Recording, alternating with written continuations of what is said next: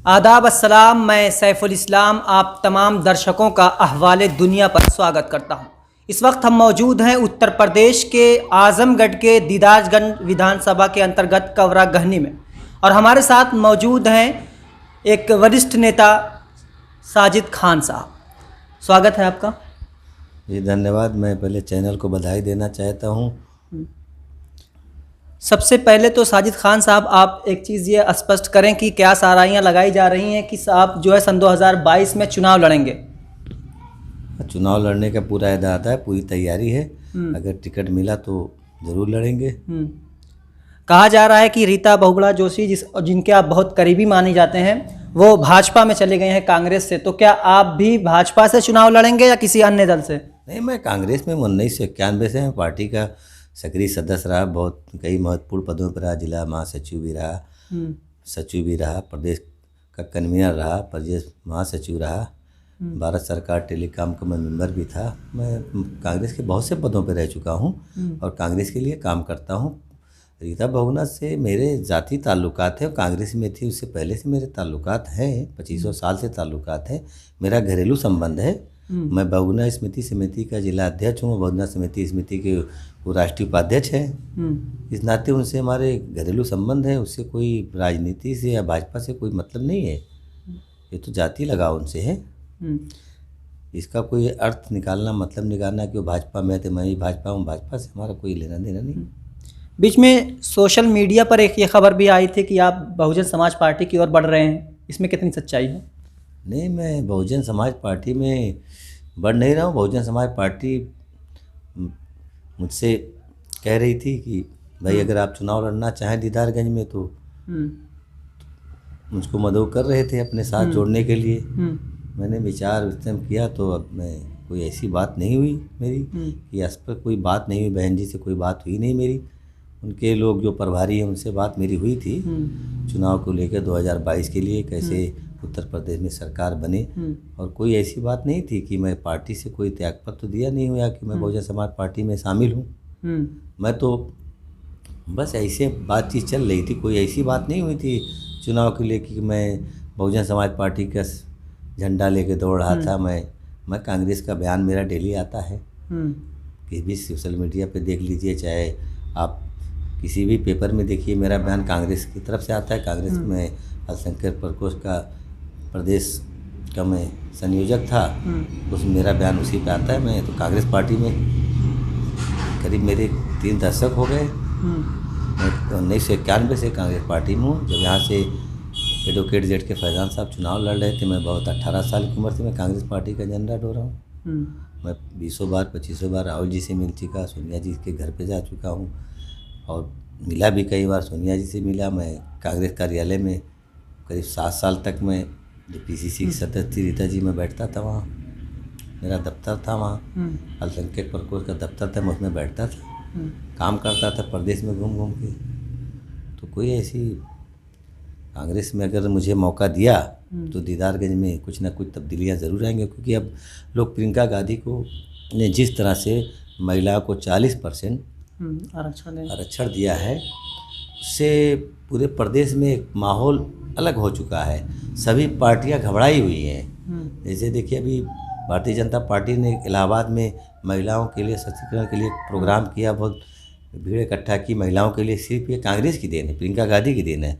और प्रियंका गांधी ने कि जिस तरह से ग्राफ उत्तर प्रदेश में बढ़ रहा है, मुझको लगता है कि आने वाले 2022 के चुनाव में कांग्रेस पार्टी की उत्तर प्रदेश में सरकार बन जाएगी और कांग्रेस ही एक विकल्प है देश और प्रदेश में, क्योंकि कांग्रेस के बगैर देश नहीं चल सकता। देश में आप देख रहे हैं कितनी महंगाई है, भ्रष्टाचार है, तो कांग्रेस के सिवा दूसरी दल इस देश को नहीं चला सकते। क्योंकि आप देख रहे हैं तेल का रेट कड़वा कितना है, 200 रुपये। आप एक बार अगर मार्केट चला जाए, गरीब आदमी 200 रुपया जेब में है, 200 रुपया दिन भर में कमाता है मजदूरी में, तो 200 रुपये की सब्ज़ी खरीद लेगा, तो परिवार चलाना बड़ा मुश्किल हो गया है। तो अब मनमोहन सिंह के ज़माने में आप देखिए कहाँ महंगाई, तेल कितना कम था, डीजल का रेट कितना बढ़ा, पेट्रोल का रेट कितना बढ़ा। तो कांग्रेस ही है जो अब डीजल का रेट बढ़ता है तो महंगाई बढ़ती है, आप एक बार अगर आजमगढ़ जाना हुआ, गांव से 45 किलोमीटर सफ़र करना किसी डॉक्टर के यहाँ मरीज को, तो 2000 रुपये किराया है। कांग्रेस के ज़माने में 700 रुपये 800 रुपये किराया था। तो कितनी ज़्यादा महंगाई बढ़ गई। तो इसका सिर्फ एक ही विकल्प है कि लोगों को सभी भेदभाव मिटाकर कांग्रेस पार्टी को मजबूत करना चाहिए। समाजवादी पार्टी या किसी के ये नहीं है कि भारतीय जनता पार्टी अगर कोई हरा सकता है तो सिर्फ कांग्रेस पार्टी हरा सकती है, दूसरी कोई पार्टी नहीं हरा सकती। क्योंकि कांग्रेस ने जिस तरह से ज़मीन स्तर पर प्रियंका गांधी ने पिछले 4.5 सालों से संघर्ष किया है, चाहे वो भट्टा प्रसोल का मामला रहा, राहुल गांधी ने उठाया, जैसे अभी यहाँ लखीमपुर का मसला था, बहुत से ऐसे मसले हैं जो प्रियंका गांधी ने इशू को उठाया है, गरीबों के दुख दर्द में शामिल हुए हैं। तो कहीं अखिलेश यादव नहीं दिखाई दे रहे हैं। आप ये मान रहे हैं कि सन 2022 में कांग्रेस की सरकार बनेगी? हाँ, कांग्रेस की सरकार एकदम स्पष्ट है। आप कहीं भी देखिए, मीडिया तो पूरा बिका हुआ है। हालांकि आपके वरिष्ठ नेता हैं सलमान खुर्शीद साहब, उन्होंने तकरीबन 2 महीने पहले कहा था कि उत्तर प्रदेश में 140 सीट कांग्रेस जीत रही है। उस बयान को लेकर ही ये था कि कांग्रेस 140 सीट अगर जीत रही है तो कहाँ सरकार बना पाएगी, हालांकि वो एक वरिष्ठ नेता है। 2 महीना पहले जो माहौल था उस समय 140 बताए थे, मगर आज की डेट में जिस तरह से प्रियंका गांधी का दौरा हो रहा है, राहुल गांधी का दौरा हो रहा है और पूरे कांग्रेस के लोग यात्रा कर रहे हैं, गांव-गांव निकले हुए हैं, गांव में एक माहौल बन रहा है, कांग्रेस ही विकल्प है। तो इस समय तो कांग्रेस की सरकार तो पूर्ण बहुमत से उम्मीद है 2022 में इंशाअल्लाह ज़रूर बनेगी। अच्छा, इमरान प्रतापगढ़ी को अकलियत का जो वो बनाया गया है सदर, तो उससे कुछ फ़र्क पड़ेगा यहाँ की जनता पर? माइनॉरिटी को उनको बनाना था, इमरान प्रतापगढ़ी को बनाते या नदीम जावेद। इससे नदीम जावेद साहब से वो ओहदा छीन लिया गया, छीनने के बाद वो इमरान प्रतापगढ़ी को दिया गया। नहीं, छीनना नहीं गया है, ये तो गलत बात है। नदीम जावेद का कार्यकाल 3 साल, कांग्रेस पार्टी 3 साल के लिए बनाती है, तो 3 साल के बाद कार्यकाल उनका पूरा हो गया, तो किसी को बनाना था तो इमरान प्रतापगढ़ी को बना दिया गया।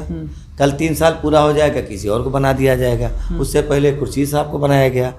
तो ये कोई इस पे ये नहीं कि नदीम जावेद से ओहदा छीना गया। नदीम जावेद हो सकता है उससे बड़े पद पे चले जाए, उनको चुनाव भी लड़ना है। और नदीम जावेद संघर्ष कर रहे हैं, NSY के राष्ट्रीय अध्यक्ष भी रहे। तो नदीम जावेद और उसकी ये तो बेकार की बात है कि नदीम जावेद को हटा के दे दिया गया। इमरान प्रतापगढ़ी को बनाया गया है 3 साल के लिए। उनका काम अच्छा उन्होंने किया। 2022 में अगर उनका उत्तर प्रदेश में ठीक ठाक परफॉर्मेंस रहा, माइनॉरिटी को जोड़ने में वो कामयाब हो गए, तो कार्यकाल बढ़ भी सकता है। अच्छा, प्रियंका गांधी की रैलियों में जो भीड़ दिखाई देती है, आपको क्या लगता है वो सन 2022 में वो जो भीड़ है वो वोटों में कन्वर्ट होगी या सिर्फ वो एक भीड़ है?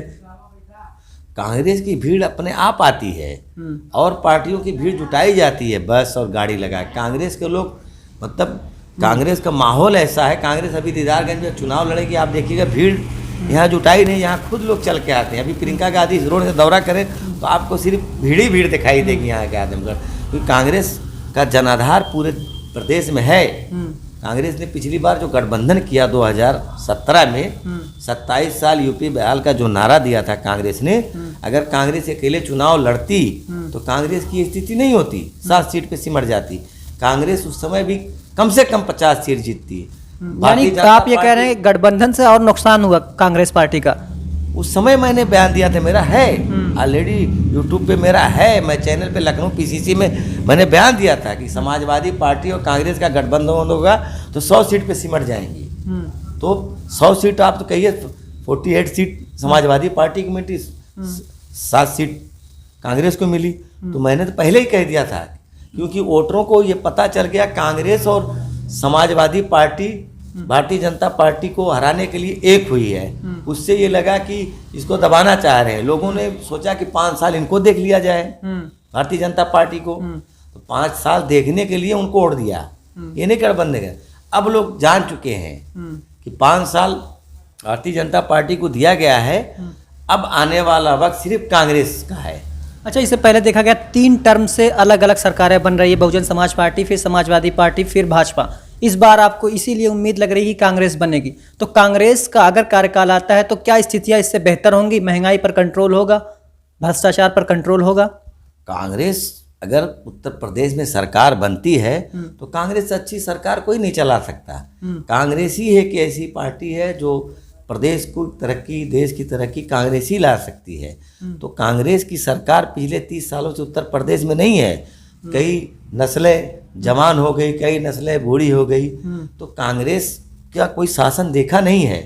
लोगों ने सिर्फ जात धर्म की राजनीति देखी है। एक बार उत्तर प्रदेश में कांग्रेस की सरकार बन जाएगी, फिर दोबारा किसी की सरकार बनने वाली नहीं है।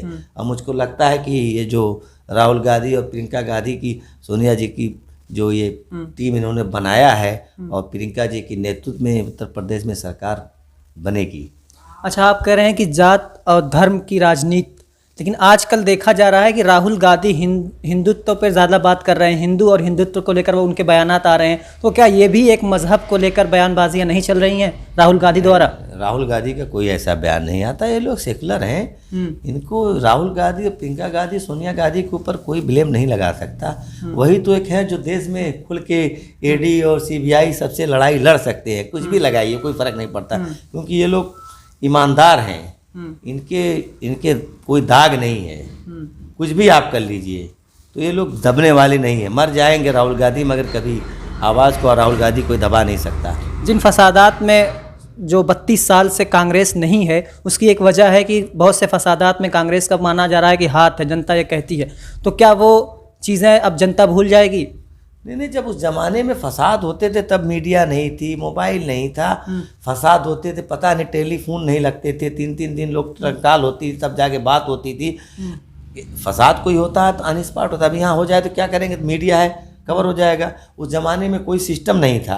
आप दिल्ली जा रहे हैं तो आपके घर को पता नहीं, जब आप खत आती थी, वहाँ चिट्ठी आती, तब आपको पता चलता था कि वो खैरियत से हैं। कोई वो सिस्टम नहीं था। तो उस जमाने में फसादात हुए, तब कोई मीडिया का या कोई फेसबुक या इसका कोई ज़माना नहीं था।